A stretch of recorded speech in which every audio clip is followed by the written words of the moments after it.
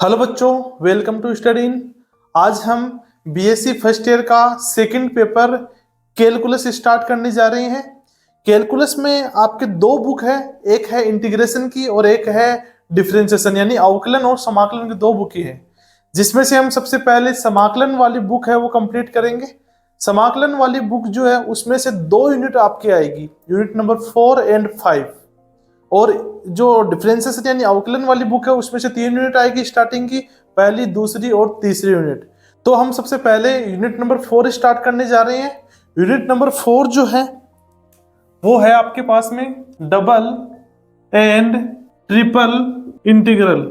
ये हम स्टार्ट करने जा रहे हैं। हिंदी में बोलेंगे द्वि और त्रिसमाकलन। तो देखिए, द्वि और त्रिसमाकलन में हम किस प्रकार से हम इसको पढ़ेंगे, सबसे पहले वो जान लीजिए।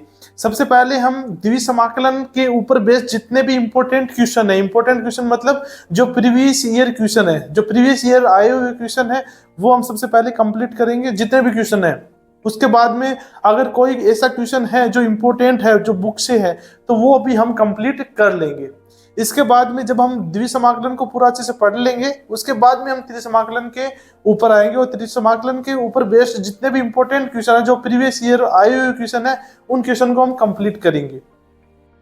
तो हम सबसे पहले द्विसमाकलन को पढ़ेंगे, लेकिन द्विसमाकलन से भी पहले द्विसमाकलन में गामा फंक्शन का काफी ज्यादा यूज होता है। ठीक है, बीटा फंक्शन का यूज बहुत कम होता है, लेकिन गामा फंक्शन जो है उसका यूज जो है वो काफी ज्यादा होता है। इसलिए हम सबसे पहले गामा फंक्शन के बारे में पढ़ते हैं कि गामा फंक्शन क्या है और गामा फंक्शन के जो इंपॉर्टेंट जो प्रॉपर्टीज है गामा फंक्शन की, वो भी हम आज देखने वाले हैं। तो देखिए गामा फंक्शन, तो सबसे पहले हम पढ़ने जा रहे हैं गामा फंक्शन।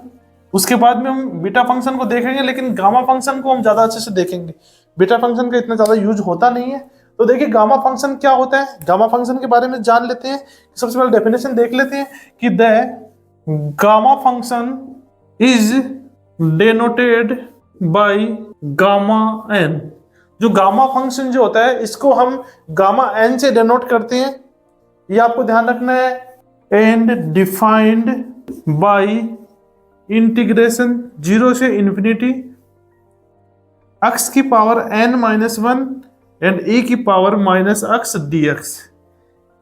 तो आपके पास में जो ये इंटीग्रेशन आया है 0 से इंफिनिटी x की पावर n-1 इंटू e की पावर -x dx, इसी को हम बोलते हैं गामा फंक्शन। ये आपको ध्यान में रखना है। तो यदि हम गामा फंक्शन को हम पूरा अच्छे से लिखना चाहे तो इस प्रकार से लिख देते हैं कि गामा n जो होता है इसको हम पढ़ते हैं गामा n से। इसको हम पढ़ेंगे गामा n, हिंदी में बोल दो गामा n, या इंग्लिश में बोल दो इसको गामा एन। तो इसको हम गामा एन से पढ़ते हैं। तो गामा एन जो होता है वो इक्वल होगा इंटीग्रेशन 0 से इंफिनिटी x की पावर n-1 e की पावर -x dx। इस प्रकार से इसको लिखते हैं। तो ये आपके पास में जो आया है इसी को हम बोलते हैं गामा फंक्शन या गामा फलन, गामा फलन, या फिर हम बोल सकते हैं गामा फंक्शन। ये आपको ध्यान में रखना है। ठीक है, तो डायरेक्ट ये फॉर्मूला आप ध्यान में रख लीजिए। वैसे इस फॉर्मूले का ज्यादा यूज नहीं होगा, लेकिन फिर भी आप इसको ध्यान में रखिए। अगर ऐसा कहीं पर मिलता है आपको तो उसको आप गामा फंक्शन के प्रॉपर्टीज जो है उसके माध्यम से आप उसको सरल कर सकते हो। तो हम देख लेते हैं कि गामा फंक्शन जो होती है उसकी प्रॉपर्टीज कौन कौन सी है। तो हम अभी देखेंगे some important properties of gamma function. Gamma function, तो देखिए गामा फंक्शन की जो प्रॉपर्टीज है कौन कौन सी है। सबसे पहली जो प्रॉपर्टी है वो प्रॉपर्टी है कि यदि हम लिखते हैं गामा n+1, यदि हम लिखते हैं गामा n+1 तो ये बराबर होता है आपके पास में n गामा n के, जहां पर n जो है आपके पास में वो ग्रेटर देन 0 होगा। और यहाँ पर आपको याद भी रखना है कि जो n जो होता है, ठीक है, n जो होता है यहाँ पर, ये जो हम यहाँ पर n लेके चल रहे हैं, ये n जो है वो नॉन नेगेटिव इंटीजर होना चाहिए। सॉरी, नॉन नेगेटिव नहीं बोलेंगे इसको, हम बोलेंगे इसको पॉजिटिव इंटीजर होना चाहिए, क्योंकि नॉन नेगेटिव जो होता है उसमें 0 भी इंक्लूड होता है। यहाँ पर हम n का मान 0 भी नहीं ले सकते। तो यहाँ से हम बोलेंगे कि n का जो मान होगा वो पॉजिटिव इंटीजर होगा, पॉजिटिव इंटीजर होगा। ठीक है, अर्थात हम बोल सकते हैं कि n का मान जो होगा वो ग्रेटर देन 0 होगा, 0 से बड़ा होगा, 0 भी नहीं हो सकता। ठीक है, तो इसलिए हम इसको बोलेंगे कि n का मान जो है वो पॉजिटिव होगा। तो यहाँ से हमने लिख दिया n जो है वो ग्रेटर देन 0 है। ये आपको ध्यान रखना है। देखिए इसका यूज काफी ज्यादा एग्जाम में होगा, यानी कि क्वेश्चंस में होगा, सॉरी, इसका यूज काफी ज्यादा क्वेश्चंस में होगा। तो आप ये समझ लीजिए कि इसका यूज हम किस प्रकार से करेंगे। तो देखिए जब भी आपके पास में गामा के अंदर n+1 आई, ठीक है, तो इस 1 को नहीं लेंगे हम, ये जो यहाँ पर n होगा इस n को एक बार बाहर और एक बार अंदर लिख देंगे, एक बार बाहर और एक बार अंदर लिख देंगे। फिर अभी ये n जो आया है इसको इसमें हम एक घटाएंगे और एक जोड़ेंगे और फिर n-1 को बाहर और अंदर लिख देंगे। देखिए एक एग्जांपल आपको मैं बताता हूँ, उसके थ्रू आपको जल्दी से समझ में आएगा। जैसे मैं लिखता हूँ गामा 7 लिख दिया, सपोज करो मैंने गामा 7 लिख दिया। अभी इस गामा 7 को यदि मैं खोलना चाहूँ तो किस प्रकार से खोलूंगा। गामा 7 जो है इसको मैं लिख सकता हूँ 6+1, तो 6+1 इसको मैं लिख सकता हूं। अब 1 को नहीं लेंगे हम, 6 को अंदर और बाहर लिख देंगे, यानी कि 6 हम इसको लिख देंगे। अगर इसको हम आगे और सरल करना चाहे तो इसको हम लिख सकते हैं 6 इंटू, फिर 6 को हम लिख देंगे। तो गामा 6 जो है इसको हम बोल सकते हैं कि 5+1 यानी 5+1। तो 1 को हम इंक्लूड नहीं करेंगे, हम केवल 5 को अंदर बाहर लिख देंगे, अर्थात यानी कि 5 बाहर आ जाएगा और गामा 5 यहाँ पर ऐसा कैसा आ जाएगा। फिर इसको आगे और खोलना चाहूँ तो मैं लिख सकता हूँ कि 6 × 5 × 4 गामा 4। फिर इसको और खोलना चाहूँ तो इसको ऐसे ही हम आगे और भी खोल सकते हैं। ये आपको ध्यान रखना है कि हम इसको खोलना किस प्रकार से, ये आपको ध्यान रखना है। जैसे अभी हम क्वेश्चन भी करेंगे इस पर बेस्ड, तब आपको पूरा क्लियर हो जाएगा। सेकेंड आपके पास में पॉइंट है, फर्स्ट हमने देख लिया कि गामा n+1 जो होता है वो n गामा n के बराबर होता है। दूसरा गामा n+1 जो होता है इसको हम एक तरीके से और लिख सकते हैं जो कि है फैक्टोरियल n। इसको हम फैक्टोरियल n से भी लिख सकते हैं, ये आपको ध्यान रखना है। जैसे देखिए यहाँ पे यहीं पे देख लीजिए आप, ये गामा 7 आ गया। फिर गामा 7 को हमने देखो क्या लिखा है, हमने लिखा है 6 × 5 × 4। फिर और आगे यदि आप लिखोगे तो आएगा 6 × 5 × 4, फिर आएगा 3 और अंदर भी गामा 3 आएगा। फिर हम लिखेंगे 2, फिर अंदर भी गामा 2 आएगा। फिर लिखेंगे 1, फिर अंदर भी गामा 1 आएगा। और गामा 1 जो होता है इसकी वैल्यू भी 1 होती है, ये आपको याद रखनी है कि गामा 1 की वैल्यू 1 ही होती है। तो यहाँ पर आप देख लीजिए ये आपके पास में क्या है, 1 2 3 4 5 6 इन सब का मल्टीपल आया है। इसका मतलब यहाँ पर देखो 1 कम आ रहा है। 7 था हमारे पास में गामा 7 और हमारे पास में आ गया 6 × 5 × 4 × 3 × 2 × 1। और ये आपके पास में क्या होता है, ये फैक्टोरियल 6 का मान ही होता है। आपने पढ़ा होगा ये तो फैक्टोरियल किस प्रकार से सरल करते हैं। तो ये आपके पास में क्या होता है, फैक्टोरियल का तो मान होता है, तो फैक्टोरियल 6 का मान है। तो इसी प्रकार से गामा n+1 जब भी आपके पास में आए, गामा n+1, तो इसको हम क्या लिख सकते हैं, फैक्टोरियल n लिख सकते हैं। जैसे यदि मैं आपको बोलूं कि गामा आपके पास में 10 है तो इसको मैं लिख सकता हूँ फैक्टोरियल 9 लिख सकता हूँ। यदि आपके पास में गामा 15 है तो उसको मैं फैक्टोरियल 14 लिख सकता हूँ। ये आपको ध्यान में रखना है। फिर तीसरा पॉइंट है आपके पास में, यदि आपके पास में गामा 1 आ जाए तो गामा 1 का मान 1 ही होता है, तथा गामा हाफ आ जाए आपके पास में, गामा 1/2 आ जाए तो इसका मान होता है √π। ये आपको ध्यान में रखना है। तो ये 3 प्रॉपर्टीज थी, इंपॉर्टेंट प्रॉपर्टी, जो आपको ध्यान में रखनी है। इनका जो यूज है वो कुछ कुछ क्वेश्चंस में होगा, तो ये आपको ध्यान में रखना है। इसके बाद में चौथा इंपॉर्टेंट, यानी सबसे ज्यादा इंपॉर्टेंट हम बोल सकते हैं, इसको स्टार लगा दीजिए और ये फॉर्मूला आपको याद भी रहना चाहिए। चौथा इंपॉर्टेंट फॉर्मूला हमारे पास में है कि जब भी आपके पास में ऐसा है 0 से π/2, जब भी आपके पास में ऐसा है 0 से π/2 साइन की पावर mx इंटू कोस की पावर nx dx, इस प्रकार से यदि आपके पास में आए, ठीक है, 0 से π/2 यानी इंटीग्रेशन 0 से π/2 साइन की पावर mx इंटू कोस की पावर nx dx, इस प्रकार से यदि आपके पास में आए तो इसको हम गामा फलन जो है इसके माध्यम से इसको सरल कर सकते हैं, यानी गामा फलन के थ्रू इसको हम सरल कर सकते हैं। वो किस प्रकार से करेंगे वो हम आप देखिए सबसे पहले हम जब भी यहाँ से 0 से π/2 होना चाहिए, लेकिन ये आपको ध्यान में रखना है। यदि आपके पास में m है तो यहाँ पे इसको लिखेंगे गामा m + 1/2। फिर यहाँ पे n है तो इसको लिखेंगे गामा n + 1/2। और फिर नीचे आएगा आपके पास में 2 × गामा m + n + 2/2 ये आपके पास में आएगा। ये आपको ध्यान में रखना है।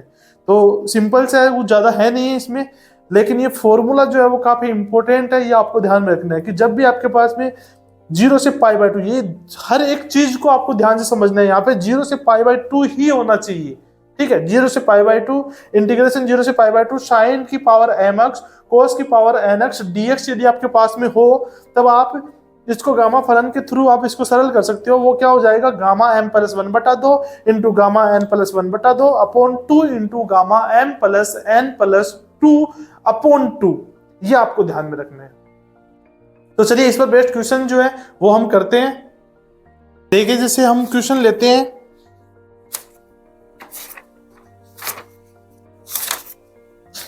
देखिए जैसे हम क्वेश्चन लेते हैं कि आपके पास में एक क्वेश्चन है, एग्जाम्पल आप मान सकते हो कि इंटीग्रेशन 0 से π/2 साइन की पावर 5x इंटू कोस की पावर 6x dx ये आपके पास में है।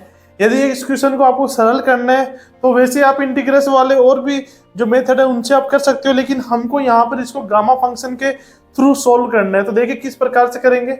हमने अभी अभी देखा था कि यदि आपके पास में 0 से π/2 साइन की पावर mx इंटू कोस की पावर nx यदि आपको दिया हुआ है और dx आपको दिया हुआ है, तब इसको हम किस प्रकार से सरल करते हैं। इसको हम करते हैं gamma m plus 1/2 into gamma n plus 1/2 upon gamma 2 into gamma m plus n plus 2 upon 2। इससे हम इसको सोल्व करते हैं। तो चलिए करते हैं इसको सरल। यहाँ पर देखिए m का मान कितना दिया हुआ है आपको 5 और n का मान दिया हुआ है 6, और यहाँ पर जो लिमिट है वो 0 से π/2 है। इसका मतलब यहाँ पर हम गामा वाला फॉर्मूला जो है वो हम अप्लाई कर सकते हैं।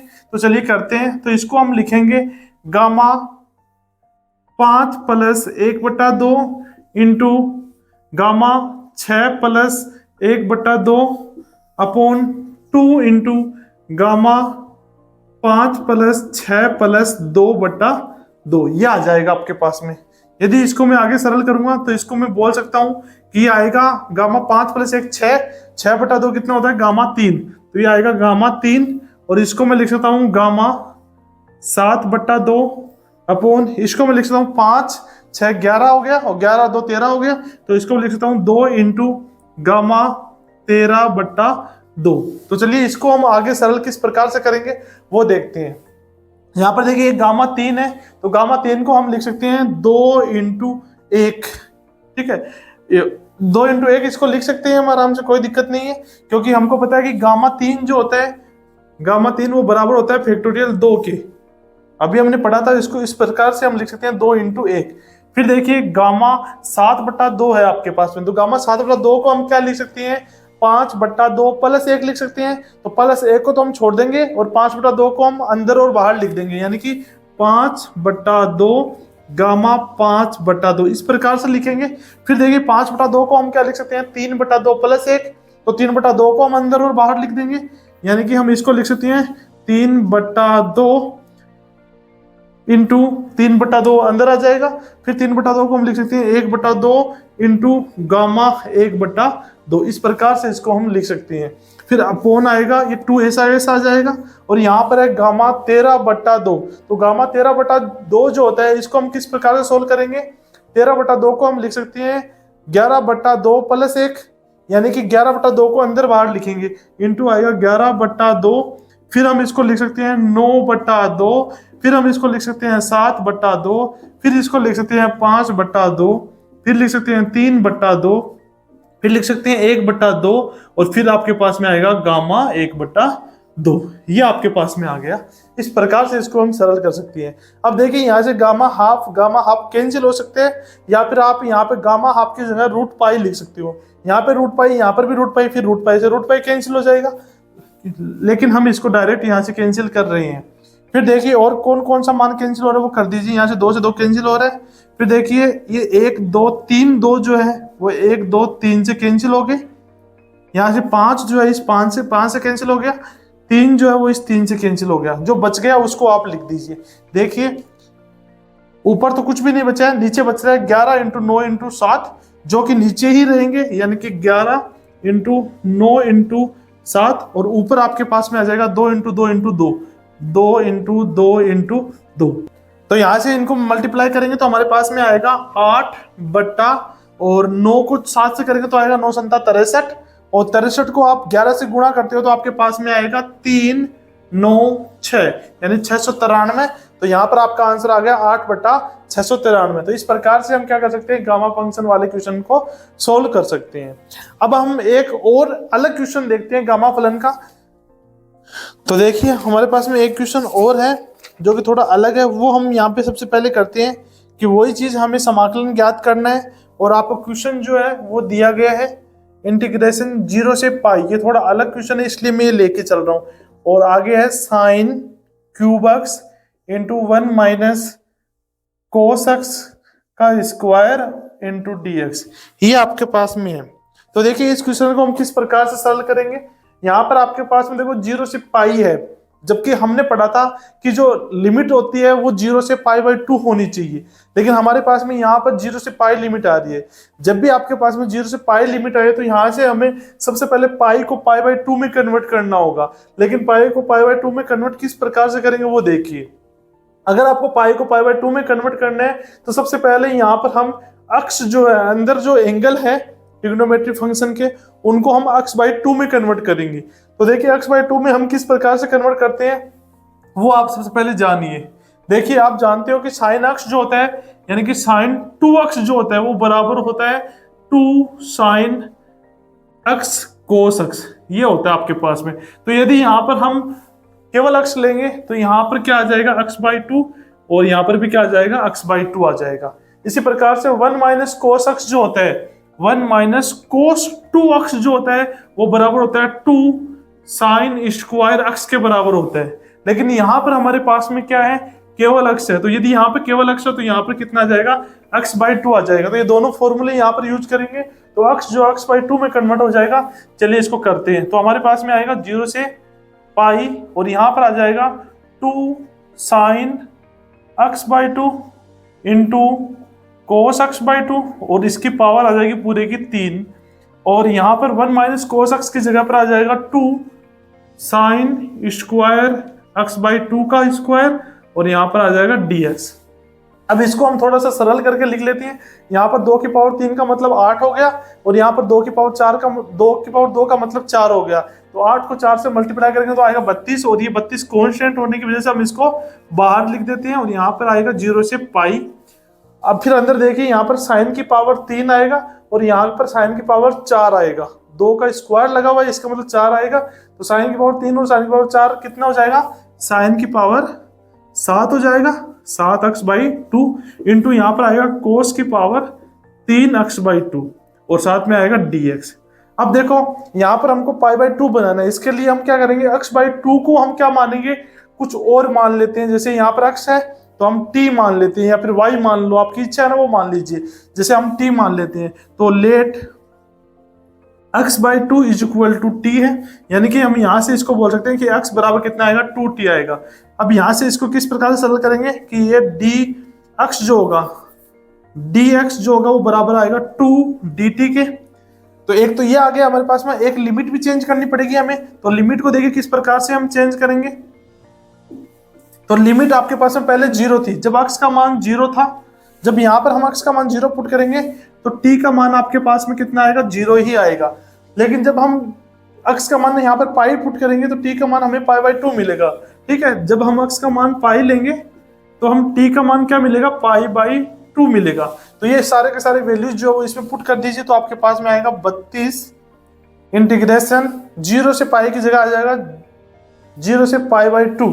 तो ये आ गया हमारे पास में 0 से पाई बाई 2, और अंदर आ जाएगा साइन की पावर 7 अक्ष बाई 2 की जगह आ जाएगा t into cos cube t, और यहाँ पे आएगा dt। लेकिन साथ में 2 भी है तो उस 2 को हम बाहर लेके आ जाएंगे। तो ये 2 बाहर आके यहाँ पे कितना बन जाएगा, 64 बन जाएगा, 64 बन जाएगा। ये आपको ध्यान में रखना है।